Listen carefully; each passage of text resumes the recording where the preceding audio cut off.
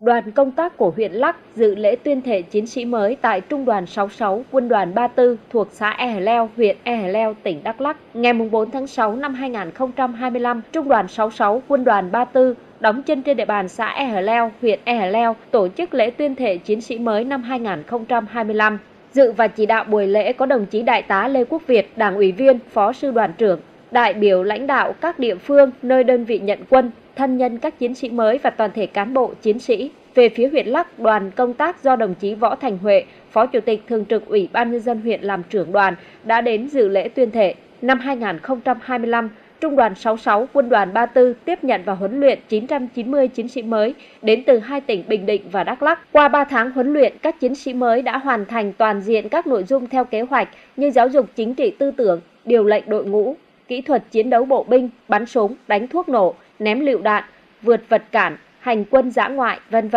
Kết quả kiểm tra cuối khóa 100% đạt yêu cầu, trong đó có trên 85% đạt khá giỏi. Đối với huyện Lắc có 40 chiến sĩ mới đang thực hiện nhiệm vụ và huấn luyện tại Trung đoàn 66, Quân đoàn 34. Toàn thể chiến sĩ mới của huyện Lắc đã nỗ lực vượt khó, chấp hành nghiêm kỷ luật quân đội, phát huy tinh thần đoàn kết và hoàn thành tốt nhiệm vụ huấn luyện, tân binh. Trong số đó, nhiều đồng chí đạt 3 môn tiếng nổ giỏi. Một số đồng chí được đơn vị biểu dương khen thưởng, đề nghị đi học tiểu khẩu đội trưởng. Đây thực sự là niềm vinh dự tự hào không chỉ của bản thân các chiến sĩ mà còn là niềm vui chung của gia đình, quê hương và nhân dân huyện Lắc. Tại buổi lễ, đại diện chiến sĩ mới đã phát biểu tuyên thệ, khẳng định lòng trung thành tuyệt đối với Đảng, Tổ quốc và nhân dân, quyết tâm hoàn thành xuất sắc mọi nhiệm vụ được giao. Nhân dịp này, Đảng ủy, Chỉ huy Trung đoàn 66 đã tặng giấy khen cho các tập thể và cá nhân hoàn thành xuất sắc nhiệm vụ trong huấn luyện chiến sĩ mới năm 2025. Ngay sau lễ tuyên thệ, đồng chí Võ Thành Huệ, Phó Chủ tịch Thường trực Ủy ban Nhân dân huyện cùng các đồng chí lãnh đạo huyện đã thay mặt cho lãnh đạo địa phương